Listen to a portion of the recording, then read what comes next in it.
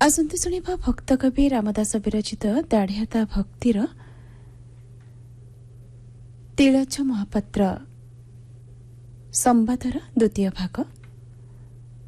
बेतार रूपांतर डॉक्टर रवीन्द्र कुमार बिहारी, वर्णना झरणा दास, संगीत ताराकांत पंडा, प्रयोजना दीपक सामंतराय।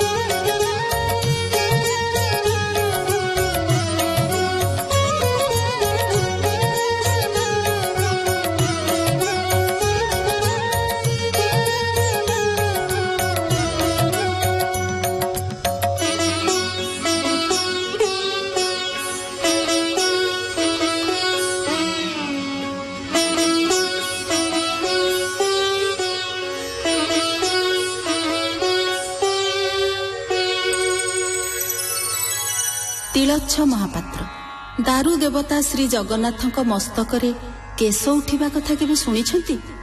किंतु एपरी असंभव को संभव करिथिले स्वयं भावग्राही निज भक्तर मान रक्षा निमंते। श्रीजीउଙ୍କ परम सेवक थिले गोपबंधु तिलच्छ महापात्र। पाहांती अवकाश ठारू आरंभ करी पहुड़ पर्यंत प्रभु श्री जगन्नाथଙ୍କ सेवारे से निजकु करिथिले उत्सर्ग। दिने गजपति प्रतापरुद्र देव हठात आसी पहुंचिले श्री विग्रह दर्शन पाई श्री मंदिर रे। सेतेबेलकु प्रभुଙ୍କ ठारे पुष्प लागि होई नाही, किंतु राजांकु प्रभुଙ୍କ मस्तकरु छड़ा फुलटिए देबा विधि। तिलच्छ महापात्र राज रोषरु रक्षा पाइबा निमंते निज मस्तकरे थिबा फुलटिए नै रखिदेले प्रभुଙ୍କ मस्तकरे एवं राजांक प्रवेश परे ताहा तांक हस्तरे अर्पण कले। मात्र राजा जेतेबेले पुष्पटी को देखिले सेथिरे केतोटी केश लागिथिबा जणा पड़िला। प्रभुଙ୍କ मस्तकरे केश आसिला कोठु? प्रतापरुद्र अनुमान कले एहा निश्चय तिलच्छ महापात्रଙ୍କ कारसादी। निज मस्तकर फूल से राजांकु देई ठकिछंती, अतएव तांकु यथाशीघ्र डकरा हैला। प्रभुଙ୍କ मस्तकरे केश आसिला किपरि बोली पचरा गला। महापात्रंकु तो बुद्धि बाट किछि दिसु न थाए। ए प्रश्नर उत्तर देले स्वयं भावग्राही तांकर चमत्कारी माया माध्यमरे। कथारे अछि किछि हेले असंभव नुहे, सबु किछि संभव हुए भगवत कृपारु। तिलच्छ महापात्र संवाद मने पकई दिए आम समस्तंकु सेही अमलिन अनुभूति संपर्करे। राजार दंड जाए न हो ए पापी शरीर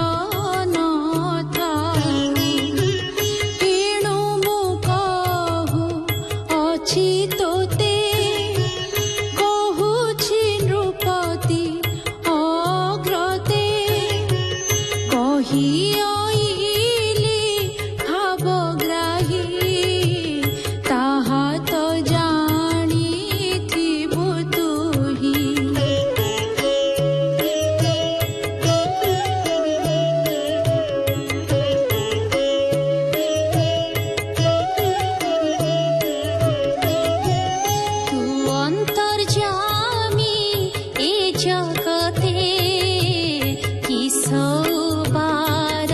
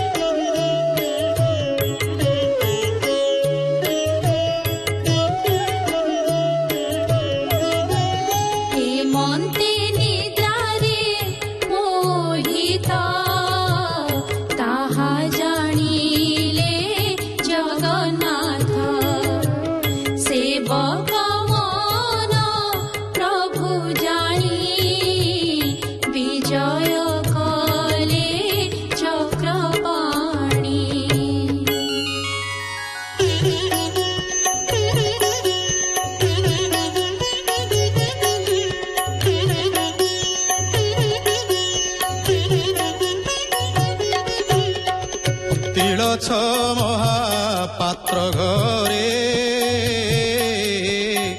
ଭକତ ଶୟନ ସ୍ଥାନରେ ଉଭା ହୋଇଣ ଭାବଗ୍ରାହୀ ସ୍ୱପନେ ଆଜ୍ଞା ତାକୁ ଦେଇ ବୋଇଲେ ଶୁଣ ରେ ଭକତ ତୁ କିମ୍ପା ଚିନ୍ତା କରୁ ଚିତ୍ତ ମୋ ପରା ପ୍ରଭୁ ସେବା କରି ଆନ ଛାରକୁ କିମ୍ପା ଡରି ମୁଁ ଥିଲେ ନୀଳାଚଳେ ବସି କି କରିପାରେ ରାଜା ଆସି କୋଟିଏ ନୃପତି ଅଇଲେ କି କରିପାରେ ତୋତେ ଭଲେ କେଶ କି ନାହିଁ ମୋର ମାଥେ ଦିଶଇ ନାହିଁ କି ନା ତୋତେ ଏବେ ନ ଡର ମନେ କିଛି ନିଶ୍ଚୟ ମୋ ମୁଣ୍ଡେ କେଶ ଅଛି କାଲି ତୁ ପ୍ରତ୍ୟକ୍ଷ ଦେଖିବୁ ରାଜାଙ୍କୁ ଦେଖାଇଣ ଦେବୁ ରାତ୍ର ପ୍ରହରେ ଥାଉ ଗଲେ ଦେଉଳେ ପ୍ରବେଶ ହୋଇଲେ ମନରେ ଭୟ ଅଛି ଭଲେ ପ୍ରଭୁ ଛାମୁକୁ ଚାହିଁ ଦେଲେ ଦେଖିଲେ ମସ୍ତକରେ କେଶ ଦିଶଇ ଭ୍ରମର ସଦୃଶ ନାନା କୁସୁମରେ ସୁବେଶ ପଡ଼ିଅଛଇ ପୃଷ୍ଠ ଦେଶ ଏଥି ଉତାରୁ ଶୁଣ ମନ ସେ ମହାପ୍ରତାପୀ ରାଜନ ସେ କଥା ଅଛି ମନେ ଧରି ବେଗେ ଅଇଲେ ବିଜେ କରି ଦେଉଳେ ପ୍ରବେଶ ହୋଇଲେ ପ୍ରଭୁଙ୍କୁ ଦର୍ଶନ କଲେ ବିପ୍ରଙ୍କୁ ବୋଇଲେ ନରେଶ ଦେଖାଅ ପ୍ରଭୁ ମୁଣ୍ଡେ କେଶ ମୁଁ କିସ ଦେଖାଇବି ରାଇ ଦେଖ ହୋ ଆପଣାଇ ଛାଇ ଶୁଣି ନୃପତି ଚଳିଗଲେ ପ୍ରଭୁ ପଛକୁ ଚାହିଁ ଦେଲେ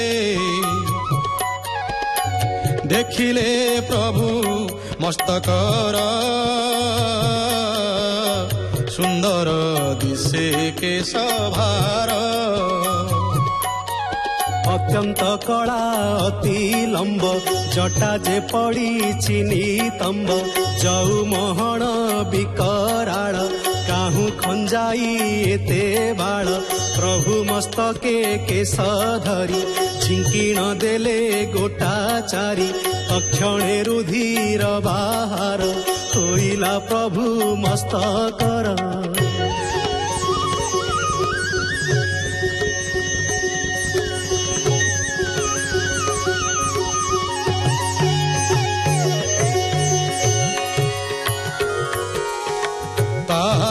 ଦକ୍ଷିଣ ନୃପମଣି ଢଳିଣ ପଡ଼ିଲା ଧରଣୀ ହେ ଦ୍ୱିଜବର ମୋତେ ରଖ ମୁଁ ମୂଢ଼ ବଡ଼ଇ ମୂରୁଖ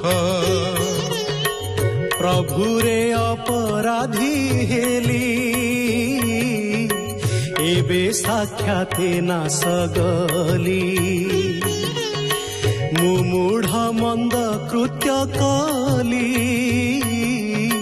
ଭକତେ ଅପରାଧୀ ହେଲି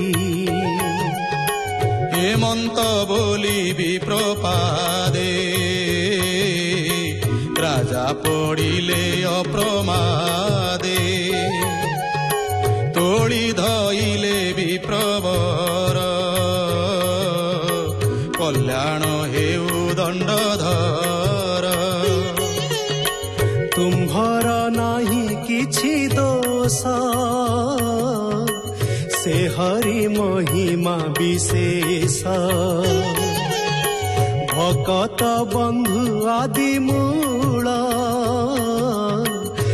ଭକତ ଭାବେ ହେଲେ ଭୋଳ ଅଶେଷ ପ୍ରାଣୀଙ୍କର ହିତେ କହଇ ରାମ ଦାସ ଗୀତେ ଏ ମନ ଚୈତନ୍ୟ ସମ୍ବାଦ ଶୁଣନ୍ତେ ନ ଲାଗେ ପ୍ରମାଦ ସୁଜନେ ଭାବରସ ମୁଁ ତୁମ୍ଭ ଚରଣର ଦାସ। ଇତି ଶ୍ରୀ ଦାଢ଼୍ୟତା ଭକ୍ତିର ସାମୃତେ ମନ ଚୈତନ୍ୟ ସମ୍ବାଦେ ତିଳଛ ମହାପାତ୍ର ଦାଢ଼୍ୟ ଭାବ ମୋକ୍ଷଣେ ନାମ ବିଂଶୋଧ୍ୟାୟ।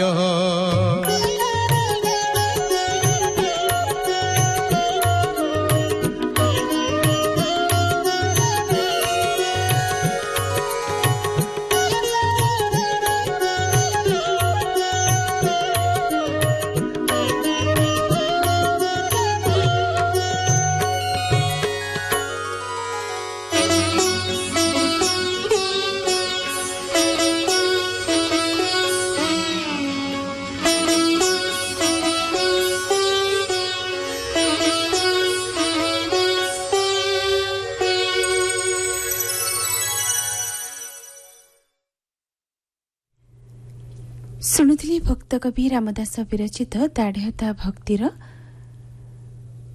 ତିଳଛ ମହାପାତ୍ର ସମ୍ବାଦର ଦ୍ୱିତୀୟ ଭାଗ। ଏ ଭାଗରେ କଣ୍ଠଦାନ କରିଥିଲି ସେଲୁ ମହାନ୍ତି, ଶୈଳଭାମ ମହାପାତ୍ର, କରୁଣାକର ସେଠୀ ଏବଂ ଅରବିନ୍ଦ ମୁଦଲି। ବେଦର ସମ୍ପାଦନା ଡକ୍ଟର ରବୀନ୍ଦ୍ର କୁମାର ବିହାରୀ, ପୂର୍ବାଭାଷ ଝରଣା ଦାସ, ସଙ୍ଗୀତ ପରିଚାଳନା ତାରାକାନ୍ତ ପଣ୍ଡା, ପ୍ରଯୋଜନା ଦୀପକ ସାମନ୍ତରାୟ।